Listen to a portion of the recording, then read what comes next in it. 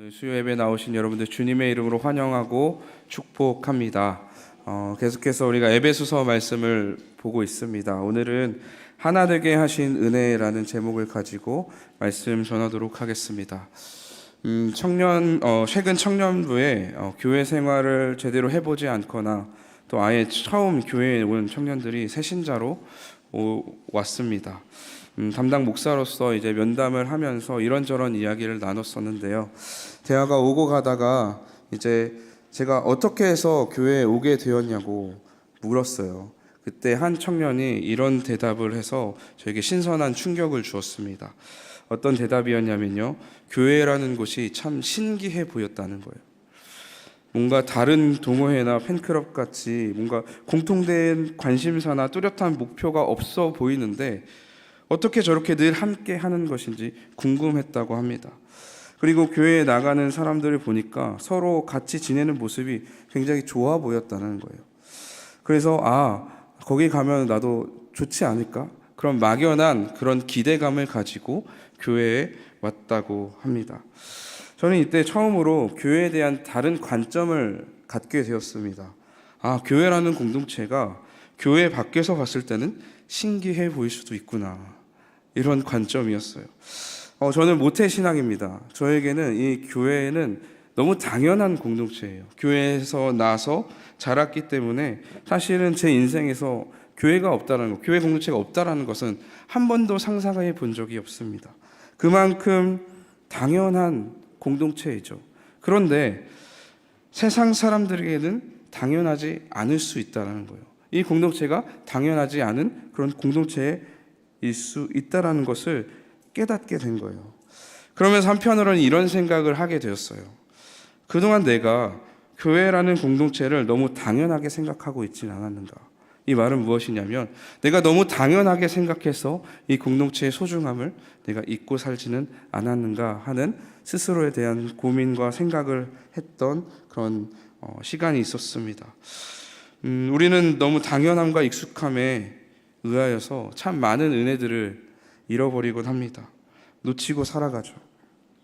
그 중에 하나가 교회라는 공동체라고 생각합니다. 우리가 이렇게 하나 되어 함께 찬양하고 예배하고 서로 사랑하는 것이 당연한 것이 아니라 하나님이 우리에게 주신 은혜라는 것입니다.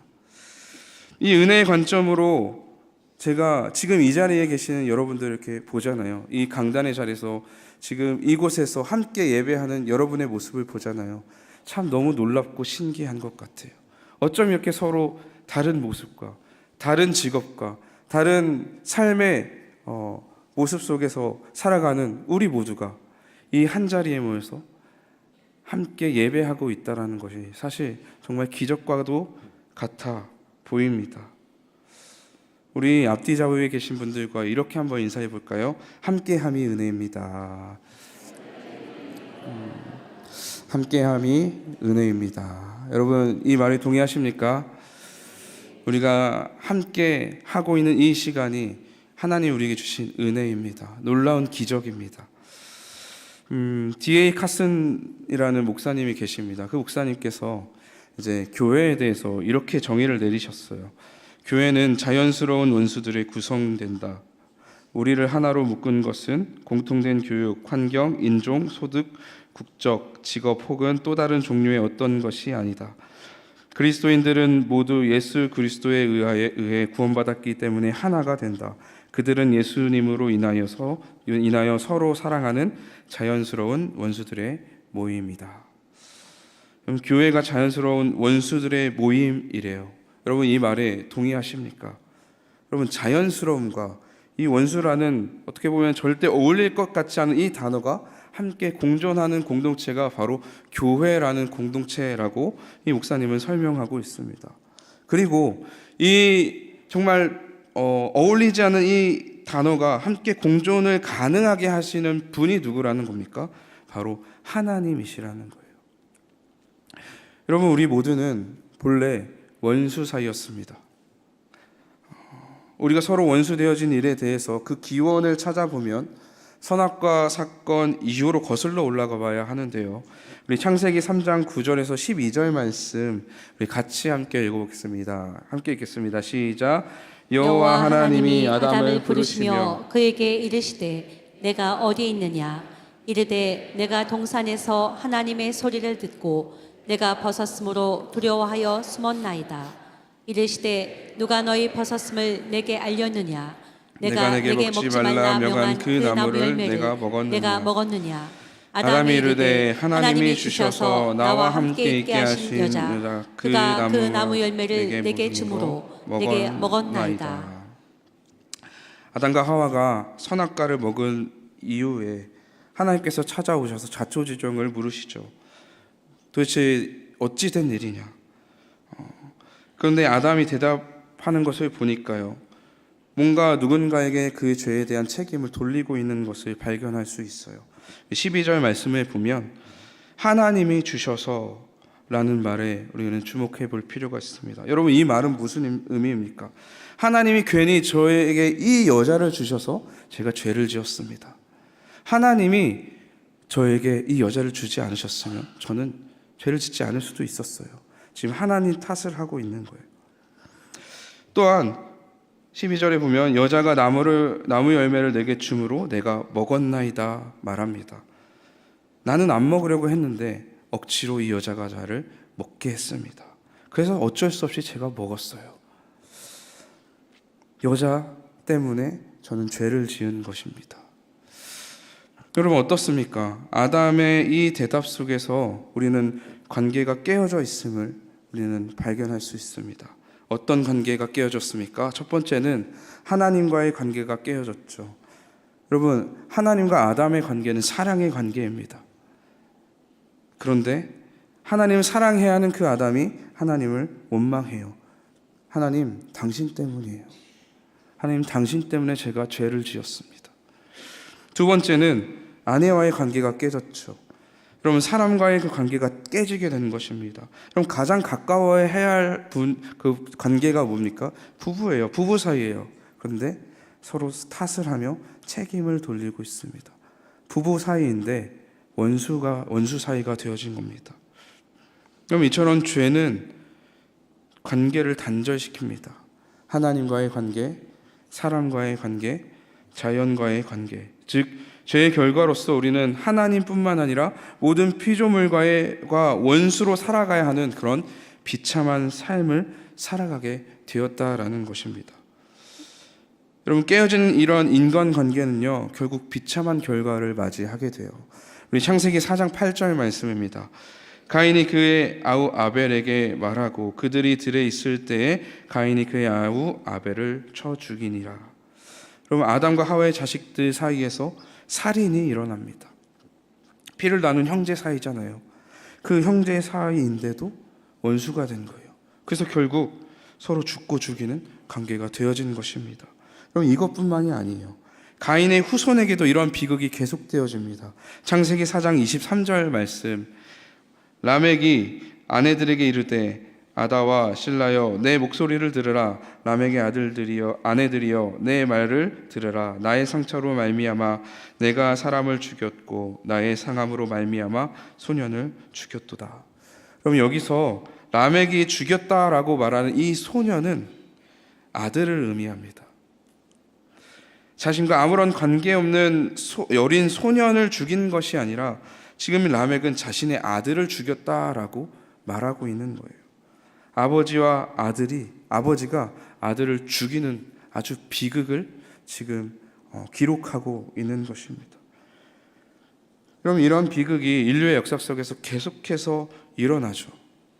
우리 성경을 통해서 보면 계속해서 누군가를 죽이고 시기하고 질투하고 배척하고 혐오하고 싸우는 그런 이야기들이 참 많이 있습니다. 우리는 서로를 원수로 바라보며 서로 싸우고 경쟁하며 대립하고 심지어는 죽이기까지 하는 그런 원수 같은 사이였음을 우리는 오늘 말씀을 통해서, 우리 성경을 통해서 알 수 있는 것입니다. 그런데 여러분, 이런 우리들의 그런 비극적인 삶을 하나님은 그냥 보지 않으셨다는 거예요.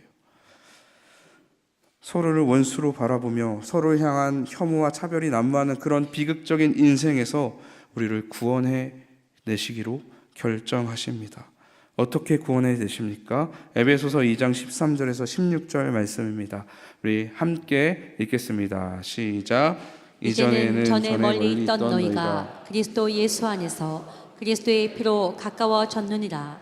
그는 우리의 화평이신지라. 둘로 하나를 만드사 원수된 것 곧 중간에 막힌 담을 자기 육체로 허시고 법조문으로 된 계명의 율법을 폐하셨으니 이는 이 둘로 자기 안에서 한 세 사람을 지어 화평하게 하시고 또 십자가로 이 둘을 한 몸으로 하나님과 화목하게 하려 하심이라. 원수된 것을 십자가로 소멸하시고. 아멘. 우리 서로는 원수의 사이였습니다. 상대방을 죽여도 이상할 것이 없는 그런 원수 사이였어요. 그런데 누구에 의해서? 하나님에 의해서, 예수 그리스도의 그 십자가의 능력에 의해서 우리 사이에 가로막혀 있던 그 담이 허물어집니다. 그리고 비로소 우리 사이에 화목이 세워지는 것이죠. 그럼 이 일을 누구를 통해서 이루신다고요? 우리의 화평이신 예수 그리스도를 통하여서 이루셨다라는 것입니다. 우리 사이에 막혀있던 그 담을 허무셨다는 거예요. 그리고 원수인 우리를 화목하게 하실 뿐만 아니라 그리스도 안에서 하나가 되게 하셨습니다. 어떻게 해요? 한 세 사람, 즉 교회라는 한 공동체로 부르셔서 하나 되게 하셨다라는 것입니다. 여러분, 여기서 우리가 주목해야 하고 기억해야 할 것이 있습니다. 이것은 예수 그리스도께서 원수된 우리를 하나 되게 하신 그 능력이 십자가라는 사실이에요. 16절 말씀 다시 한번 읽어볼까요? 함께 읽겠습니다. 시작. 또 십자가로 이들을 한 몸으로 하나님과 화목하게 하려 하심이라. 원수된 것을 십자가로 소멸하시고 우리의 하나됨은 십자가로 이루어진 은혜입니다. 그리스도의 죽으심이 원수된 우리를 하나 되게 하신 거예요. 그리스도께서 자신의 강함과 자신의 뜻으로 이루신 화평이 아니라 자신의 약함과 순종으로 복종으로 이루어낸 하나됨이라는 것을 우리는 기억해야 될 줄 믿습니다. 같은 것보다 다른 것이 훨씬 많은 우리이지만 이런 우리가 어떻게 하나 될 수 있습니까? 바로 십자가의 은혜로 인하여서 우리는 하나 되어졌다는 것입니다. 그러므로 교회로 부름받은 우리 또한 어떻게 해야 되겠습니까? 교회로 불렀고 하나 되어짐으로 부르셨잖아요. 그렇기 때문에 우리는 마땅히 주님께서 짊어지신 그 십자가를 함께 져야 한다는 것이죠. 우리 또한 그 십자가를 짊어짐으로 우리 공동체는 하나 되어진다는 것을 우리는 기억해야 합니다. 이것이 원수였던 우리가 교회를 이루어가는 방법입니다. 나의 강함과 능력으로 하나 되는 것이 아닌 나의 약함과 섬김으로 하나 되는 교회임을 우리는 기억해야 될 줄 믿습니다. 바로 우리가 교회로서 하나라는 사실에 대한 그 근거를 제시해주고 있습니다. 에베소서 4장 4절에서 6절 말씀인데요. 우리 함께 읽겠습니다. 시작. 몸이 하나요 성령도 한 분이시니 이와 같이 너희가 부르심의 한 소망 안에서 부르심을 받았느니라. 주도 한 분이시요 믿음도 하나요 세례도 하나요 하나님도 한 분이시니 곧 만유의 아버지시라. 만유 위에 계시고 만유를 통일하시고 만유 가운데 계시도다. 여러분, 우리가 하나가 되었다라는 그 증거가 우리의 외적인 것에 있지 않음을 바울은 말하고 있습니다. 뭔가 우리가 같은 옷을 입고 같은 머리 스타일을 하고 같은 모양을 해야지 우리가 하나라는 그 증거가 된다는 게 아니라는 거죠. 그럼 우리가 하나 되었다는 그 증거가 무엇이라고요? 우리는 모두 한 성령의 인도하심을 받았다라는 거예요. 우리는 하나님 나라라는 하나의 동일한 소망으로 부르심을 받았다라는 겁니다. 우리 모두는 같은 주인을 섬기고 있고 또한 그분을 믿고 그분을 믿는 그 믿음과 그분 안에서 받은 그 세례가 동일한 믿음과 동일한 세례라는 것입니다. 무엇보다도 중요한 것은 우리가 믿는 하나님도 한 분이시라는 거예요. 그분이 우리의 모두의 아버지이시며 우리 모두의 주관자이시며 우리 모두를 하나 되게 하신다라고 바울은 말하고 있는 것입니다. 우리에게 같은 성령의 인도하심이 있기에, 우리에게 같은 주인이 있기에, 그리고 우리 모두가 같은 주인을 섬기고 있기에, 또 그분을 믿는 믿음이 한 믿음이기에, 무엇보다도 우리의 아버지 되시는 그 하나님이 동일한 같은 하나님이시기에 우리는 하나임을 담대하게 세상 가운데 선포할 수 있는 것입니다. 여러분, 우리가 교회라는 하나의 공동체로 존재하고 있다는 것, 이것은 우리의 힘으로 이루어진 것이 아닙니다. 우리의 능력으로 얻어낸 것도 아닙니다. 당연한 것이 아니에요. 우리의 힘과 능력으로는 우리가 원래 원수되었던 그 사이를 되돌릴 수 없어요. 그렇다면 우리가 하나 되어질 수 있는 것은 무엇이겠습니까? 한 가지 결론밖에 없죠. 하나님이 해주신 일이라는 것, 하나님이 우리에게 주신 은혜라는 것입니다. 십자가라는 하나님의 강권적인 역사에 의해서 주어진 은혜라는 것이죠.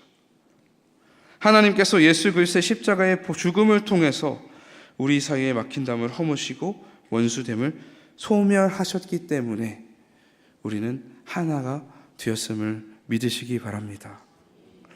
원수되었던 우리를 하나의 교회로 부르셨음을 기억하시고 하나 되게 하신 그 은혜에 감사함으로 나아가는 우리 모두가 되기를 소망합니다. 우리가 공동체의 하나됨을 은혜라 여기지 못하는 이유에 대해서 한번 생각해 보았습니다. 우리가 교회 생활을 하고 공동체 생활을 함에 있어서도 이 공동체가 나에게 은혜임을 생각하지 못하고 살아가잖아요. 왜 그럴까 생각해 봤습니다. 곰곰이 생각하고 찾은 이유가 이것입니다. 공동체의 하나됨이 나에게 불편함을 준다고 생각하기 때문이라는 것이죠. 여러분, 이것은 편리함을 최고의 가치로 여기는 오늘날의 사고방식에 의하여서 생긴 그런 공동체를 바라보는 편견입니다. 여러분, 누군가와 함께하는 일은 쉬운 일입니까? 어려운 일입니까? 어려운 일이죠. 어려운 일입니다. 그래서 혹자는 사람과 사람이 만나는 일을 세계와 또 다른 세계가 만나는 일이라고 표현합니다. 그만큼 참 어렵고도 복잡한 그 일이 사람과 사람이 만나는 일이에요. 누군가와 함께하는 일입니다. 편리함을 추구하는 사람들에게 다른 사람과 하나 되어지는 일, 그 일은 가치 있는 일이 아닙니다. 비효율적이고 무의미한 일일 뿐입니다. 귀찮은 일이에요. 불편한 일입니다. 굳이 내가 힘써야 할 일이 아니에요. 왜 그렇습니까? 그들에게 최우선의 가치는 편리함이기 때문에 그래요. 그러다 보니 자연스럽게 공동체가 점점 공동체성을 잃어가는 거예요. 굳이 불편한데, 굳이 귀찮은데, 굳이 내가 내 힘을 써서 내 시간 들여서 굳이 이 공동체에 나의 것을 할애해야 돼? 아니, 그냥 나 혼자 있으면 편한데 내가 굳이 왜 공동체로 가서 하나됨을 힘써야 돼? 이런 생각을 하게 되는 거죠.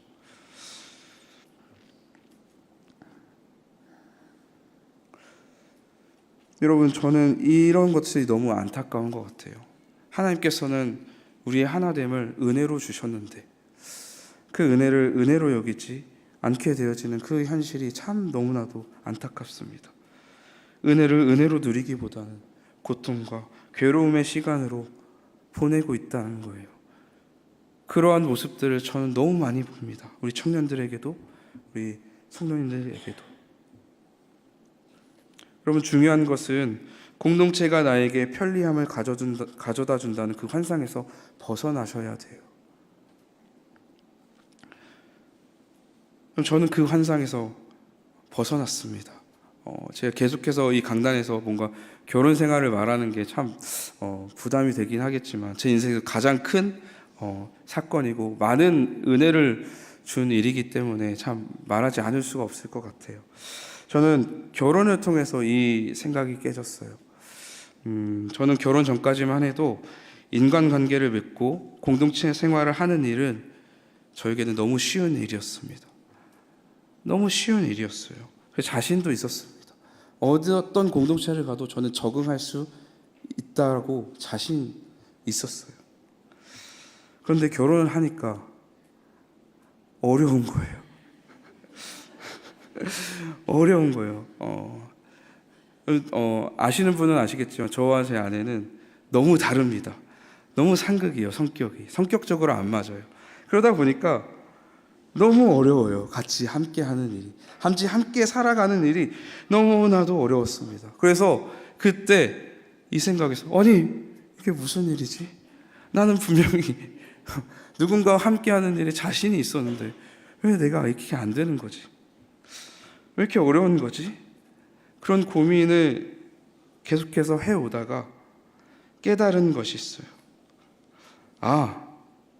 그동안 내가 쉽다고 여길 수 있었던 것은 내가 편한 사람들하고만, 내가 원하는 사람들하고만 내가 교제했기 때문이구나. 그것을 깨달았어요.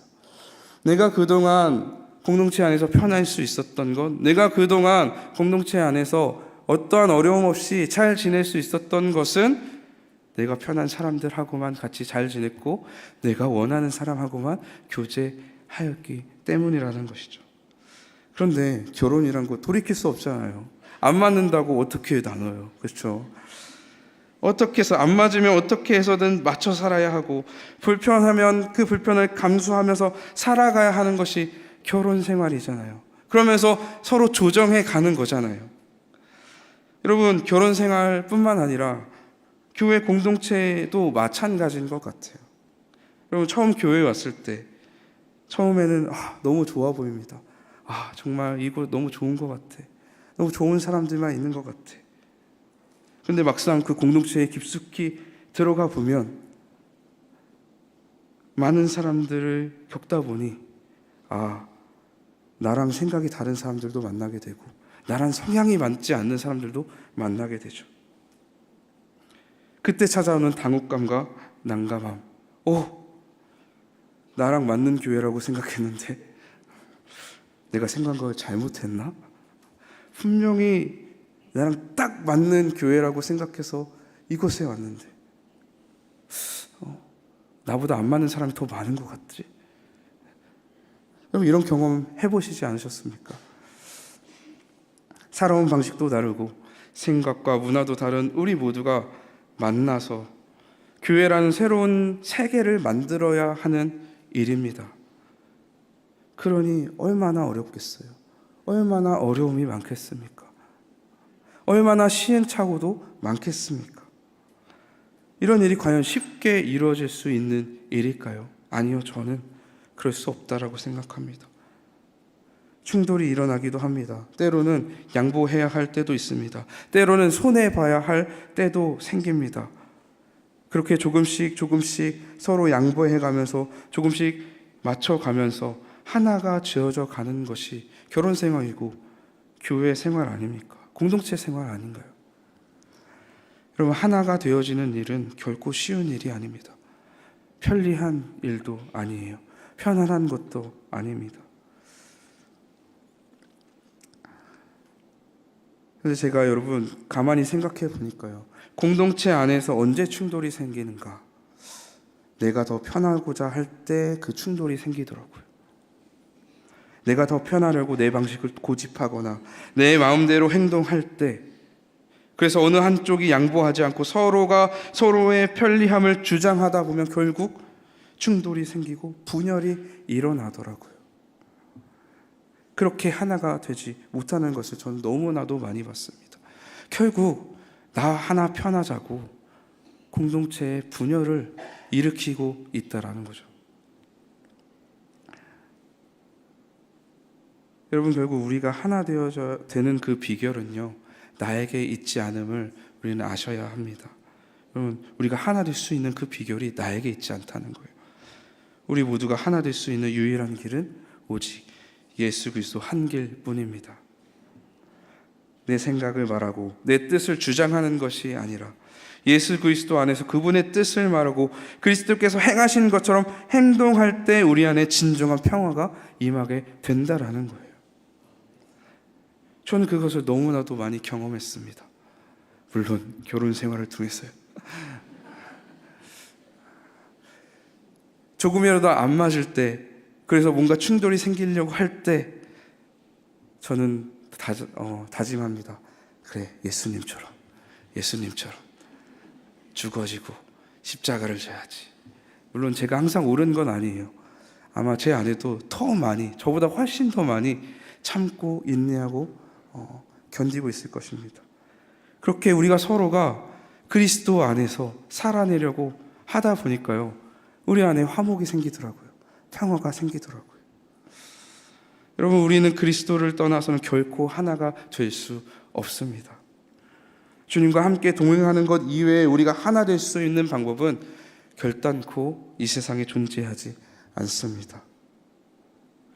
그런 의미에서 공동체 안에서 편리함을 추구하는 것은 교회로 부르심을 받은 우리 모두에게 합당한 모습이 아님을 여러분 기억하시기 바랍니다. 여러분은 어떠하십니까? 여러분은 공동체 안에서 편리함을 추구하고 계십니까? 지금 현재 편안하게 신앙생활하고 계십니까? 아니면 기꺼이 하나됨을 위하여서, 우리 공동체를 위하여서 불편함을 감당하고 계십니까?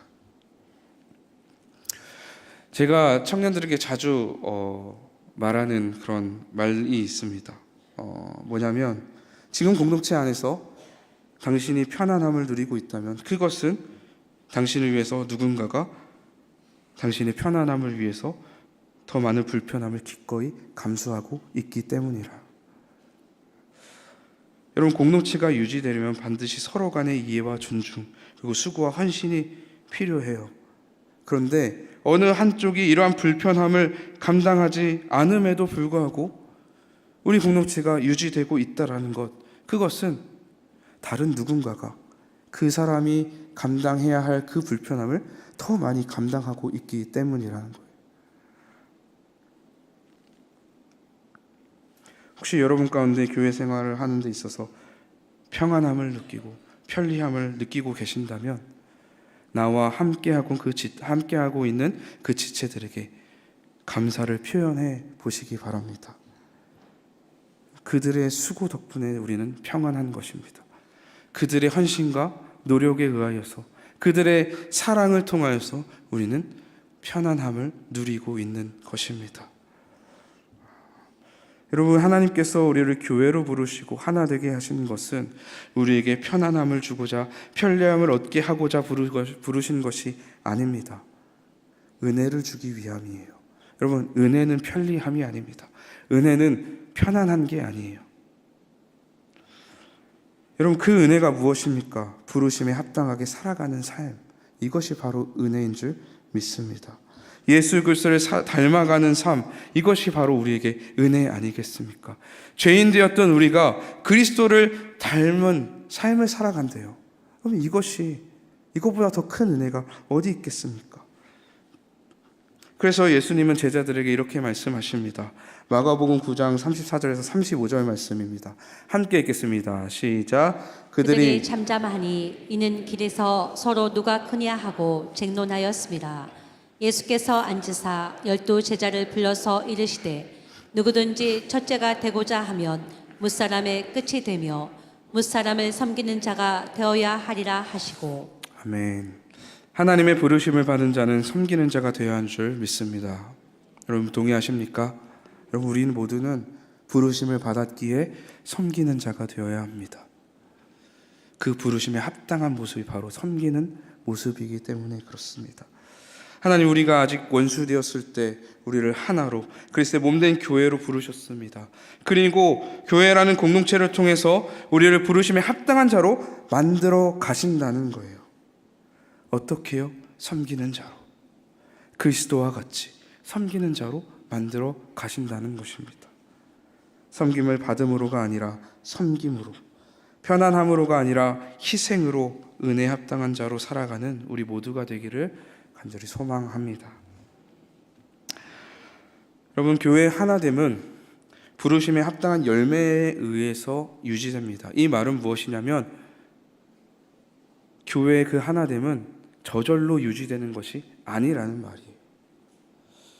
반드시 우리 안에 합당한 열매가 있어야지만이 우리의 공동체의 그 하나됨이 유지될 수 있다라는 겁니다.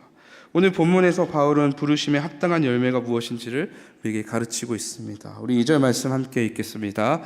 시작. 그러므로 주 안에서 갇힌 내가 너희를 권하노니 너희가 부르심을 받은 일에 합당하게 행하여. 혹시 2절 말씀 함께 읽습니다. 시작. 모든 겸손과 온유로 하고 오래 참음으로 사랑 가운데서 서로 용납하고. 그 합당한 열매가 무엇인가? 첫 번째, 겸손함입니다. 제 인생을 이렇게 돌아보면요, 저는 굉장히 교만한 사람이었습니다. 고집이 셌고요, 타인의 생각과 입장을 늘 무시하던 사람이었어요. 내 의견이 무조건 옳다라고 주장하는 사람이었습니다. 그만큼 오만 덩어리였어요. 그 당시에 저를 생각해 보면요, 교만하였기에 공동체에 온전히 속하지도 못했던 것 같습니다. 뭔가 겉돈다고 하죠. 공동체가 저를 무시했고 저를 받아주지 않았기 때문에 제가 공동체에 온전히 속하여진 게 죄송합니다. 속하지 못하는 게 아니라 제가 스스로 그들을 따시킨 거예요. 왕따시킨 거예요. 제가 스스로 그들과 다른 존재라고 우쭐대고 나는 저 사람들과 달라. 내가 항상 옳아. 그러니 저 사람들의 말을 굳이 내가 따를 필요도 없고 귀 기울일 필요도 없어. 이 사람들과 굳이 내가 왜 함께 해야 해? 나만 손해지. 저는 그렇게 생각했어요. 그렇게 생각하면서 저 혼자 다수를 왕따시켰습니다. 난 이들과 굳이 나 혼자도 충분해. 나 혼자도 충분히 하나님 앞에서 거룩하게 살 수 있어. 하나님 앞에서 떳떳하면 됐지. 무슨 굳이 공동체 생활을 할 필요가 있어? 귀찮게 내 시간만 뺐지. 어쩌면 이런 저의 교만함이 공동체와 하나 되지 못하게 했던 것 같아요. 어쩌면 저로 인하여서 그 공동체가 더욱더 하나 되지 못했던 것 같아요. 그랬던 저를 하나님께서 낮추셨습니다. 생각보다 제가 그렇게 근사한 존재는 아니었더라고요. 그만큼 대단한 사람도 아니었고 내가 비판하고 정죄하던 사람들보다 더 나은 사람이 아니었습니다. 오히려 더 못한 존재였다는 것을 알게 되었어요. 나 별로구나. 나 진짜 별로구나. 물론 그 시간이 저에게는 정말 괴로운 시간이었죠. 내가 이것밖에 안 되나? 하나님, 저 진짜 이것밖에 안 돼요? 아니잖아요. 그런데 그 시간을 통해서 하나님 저를 다듬어 가셨던 것 같아요. 다듬어 가시고 또 다듬어 가시면서 그 시간을 통해서 겸손을 배우게 하셨습니다. 그렇게 겸손해지다 보니까요, 그제서야 공동체가 보이더라고요.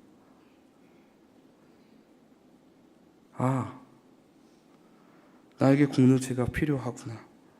나는 다른 이들의 섬김과 도움 없이는 온전해질 수 없구나. 그것을 깨닫게 되었어요. 나 혼자서는 안 되는구나. 다른 누군가의 사랑과 섬김을 받아야만이 나는 다시 회복할 수 있구나. 그것을 깨닫게 된 거죠. 여러분, 겸손은 우리로 하여금 공동체로 나아가게 합니다. 겸손해질 때 우리는 더욱더 공동체의 필요성을 느끼게 되고, 겸손해질 때 우리는 더욱더 공동체의 그 필요함을 느끼게 되죠. 겸손은 그리스도께서 평화를 이루신 것처럼 공동체의 평화를 가져다 줍니다. 겸손의 왕 그리스도께서 우리의 가운데 평화를 이루신 것처럼 우리의 겸손이 우리가 있는 그곳에 화평과 평화를 이루실 줄 믿으시기 바랍니다. 겸손의 사람이 되어서 화평을 이루는 자로 살아가시는 우리 모두가 되기를 소망합니다. 두 번째입니다. 두 번째 열매는 온유함입니다. 공동체 생활을 하다 보니까요, 참 온유함이 필요하다라는 것을 참 많이 느낍니다. 다양한 생각과 삶의 방식을 살아가고 있는 그 사람들을 하나의 공동체로 만들어가고 세워가기 위해서는 온유한 사람, 단 한 사람만 있어도 그것이 가능하다는 것을 경험하곤 합니다. 여러분 모두가 잘 알고 계시겠지만 모세는 온유한 사람의 대명사라고 할 수 있죠. 여러분 출애굽 당시에 약 200만 명 정도 되는 이스라엘 민족을 무려 40년 동안이나 광야에서 이끌을 수 있었던 것은 그의 온유함 때문이었어요. 여러분이 한번 생각해 보세요. 여러분이 한번 모세가 되었다고 생각해 보십시다.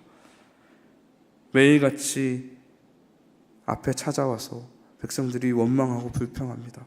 하나님 왜 그래요? 이것이 불편합니다. 이거 들어주세요. 여기저기서 막 자기 말 들어달라고 불평하고 원망합니다. 과연 여러분들은 그런 상황 가운데서 버티고 견디면서 끝까지 그 백성들을 이끌고 가나안까지 갈 수 있겠습니까? 그것도 광야를 돌아다니면서 말이죠.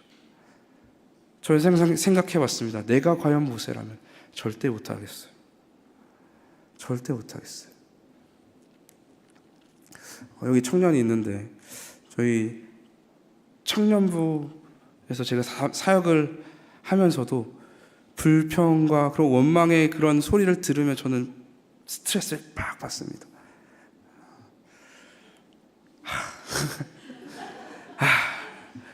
왜 뭐가 문제인데? 나 이렇게 열심히 하고 있는데 고작 100명밖에 안 되는데 100명밖에 안 되는 이 공동체를 이끌어가는데도 불구하고 너무 스트레스를 받아요. 그런데 200만 명이래요. 저는 못하겠더라고요. 여러분 모세가 이 이스라엘을 이끌고 가나안까지 나아갈 수 있었던 것, 그의 온유함이 지면의 모든 사람보다 더했기 때문에 그래요. 가장 뛰어난 온유함을 가졌기 때문이라는 거죠. 그런 그였기 때문에 이스라엘 백성들을 다 감당할 수 있었던 겁니다. 여러분 온유란 무엇입니까? 온유는 그냥 단순히 성품이 착해서 화를 내지 않는 것이 온유가 아닙니다. 온유는 하나님의 이름을 위하여 하나님의 영광을 위해서 절제하는 성품입니다. 여러분 모세가 단 한 번도 분노하지 않은 게 아니에요. 모세도 화를 냈습니다. 분노했습니다. 물론 단 한 번이에요. 가데스의 무리바 물가에서 백성들이 원망할 때 그는 분노를 쏟아냈어요. 그런데 그의 분노는 사사로운 개인의 감정에 의한 분노가 아니었다는 거예요. 거룩한 분노였습니다. 하나님의 이름을 위한 분노였어요. 여러분 온유는 나의 사사로운 감정이나 혈기에 사로잡힌 성품이 아니에요.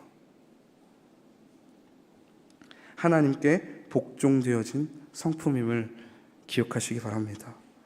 나의 사사로운 감정을 다른 누군가에게 쏟아내지 마시기 바래요. 여러분 그것은 교회의 하나님을 방해할 뿐입니다. 여러분 나의 감정이 아닌 하나님의 마음을 품는 거예요. 그리고 그 하나님의 마음으로 내 공동체와 내 지체들을 바라보는 것입니다. 그러면은 쉽게 화가 나지 않게 돼요. 왜냐하면 하나님은 진노하시기를 더디하시는 분이시기 때문에 그렇습니다. 나의 감정이 아닌 하나님의 마음을 품어 절제되어진 온유한 마음으로 공동체를 섬기는 우리 모두 되기를 소망합니다. 마지막으로 세 번째 열매는 용납함입니다. 교회가 하나 되지 못하는 이유 중 하나가 저는 서로 용납하지 않기 때문에 그렇다고 봅니다. 서로를 받아들이지 않는 거예요. 인정하지 않는 거예요. 여러분, 우리의 악한 본성은 어떻습니까? 나와 다른 사람을 배척하려고 합니다. 아우, 나랑 맞지 않아. 여러분, 우리는 너무 쉽게 이런 말을 뱉곤 하죠. 그 사람은 나랑 안 맞아. 여러분, 이 말에 담겨진 의미가 무엇입니까? 나랑 안 맞으니까 상대하지 않을 거야. 가까이 하지 않을 거야. 굳이 교제하지 않을 거야. 깊이 나눔하지 않을 거야. 여러분, 이런 말이 담겨져 있는 거 아닙니까? 여러분, 앞에서 제가 말씀드렸듯이 교회는 다양한 사람들의 모임이에요. 그런데 우리가 한 가지 더 기억해야 할 것이 있습니다. 다양한 사람인데 그 사람들이 죄인이에요. 다양한 죄인들이 모인 공동체가 바로 교회라는 거예요. 문제가 있을 수밖에 없어요. 충돌이 있을 수밖에 없어요. 어려움이 생길 수밖에 없는 게 교회 공동체입니다. 단, 교회 세상과 다른 점이 뭔지 아십니까? 그 어려움을 어떻게 해결해 나아가는가. 이것이 다르다는 거예요.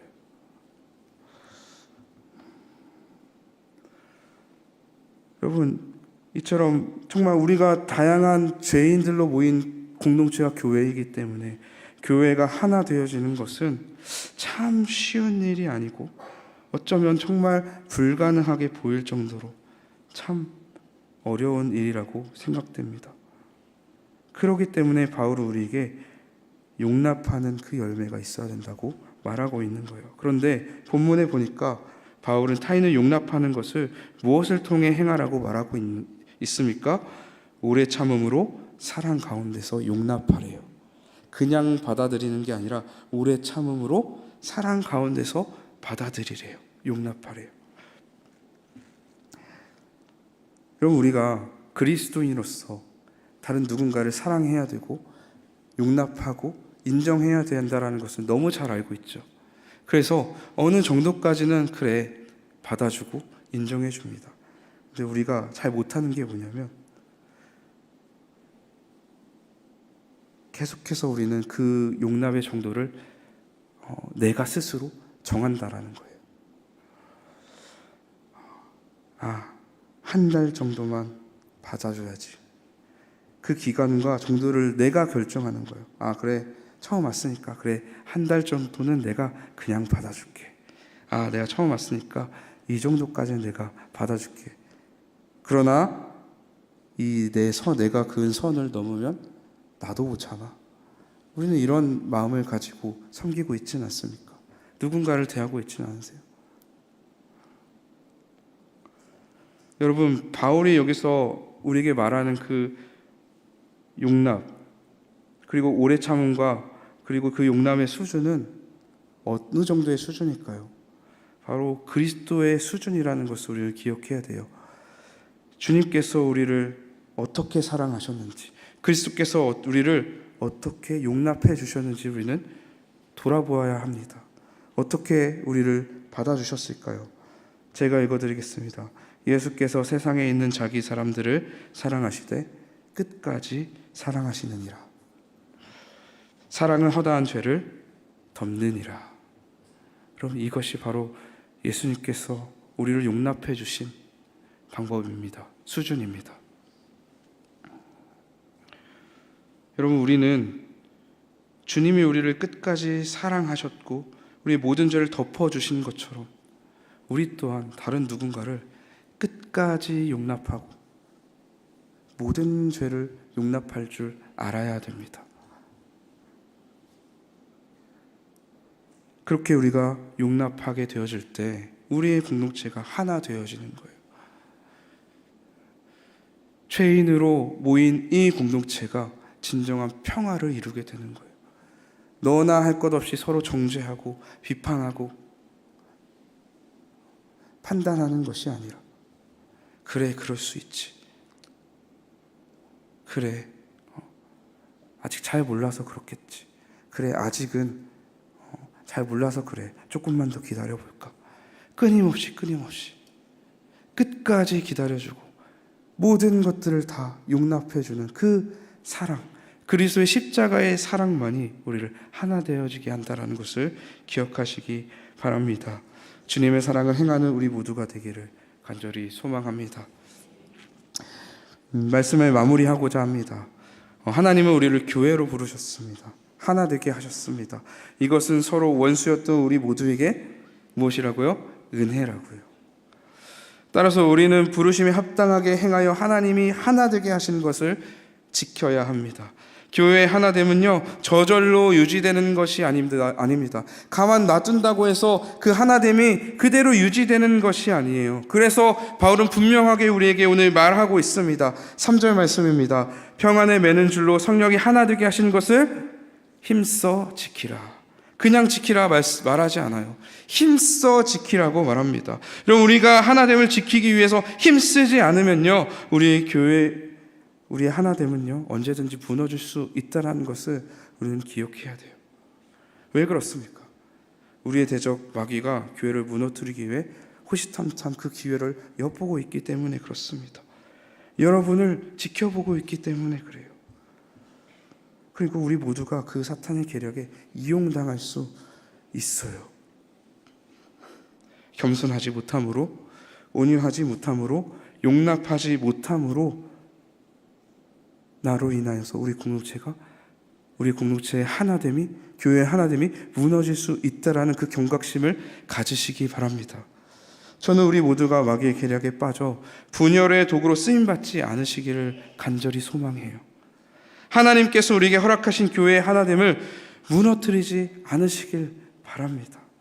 하나 되게 하신 것을 힘써 지키는 우리 모두가 되었으면 좋겠습니다. 결국 우리가 힘써야 하는 것은 무엇이겠습니까? 가장 먼저는 내 자신이 하나님의 기쁨이 되는 일이겠죠. 그리고 또한 우리 공동체를 하나님의 기쁨이 되게 하는 일에 힘쓰는 것이 우리가 할 일 아니겠습니까? 그렇다면 하나님의 기쁨이 되는 그 일이 무엇일까요? 저는 오늘 여러분에게 이것을 말해드리고 싶습니다. 하나님의 기쁨이 되는 일은 예수님을 닮아가는 것입니다. 하나님의 기쁨이 되는 일은 작은 예수가 되어 살아가는 것입니다. 이것이 주님이 기뻐하시는 우리들의 삶인 줄 믿으시기 바랍니다. 주님의 몸된 교회로서 주님의 명령을 따를 때 우리 교회를 통해서 주님은 기뻐하십니다. 여러분, 이 두 가지 일을 힘쓰시기 바랍니다.